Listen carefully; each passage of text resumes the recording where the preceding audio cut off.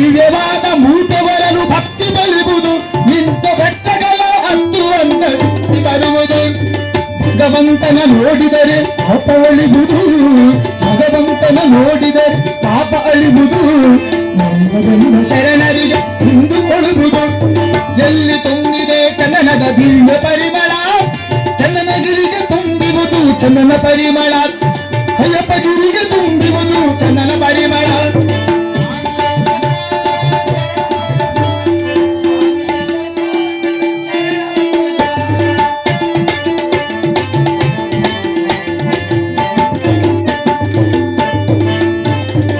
ಆಡಿ ಆಡಿ ಕುಣಿಯುವಾಗ ಮನವು ಕುಣಿಯುವುದು, ನಿನ್ನ ದಿವ್ಯ ರೂಪ ನೋಡಲೆಂದು ಆಶೆ ಕುಣಿಯುವುದು.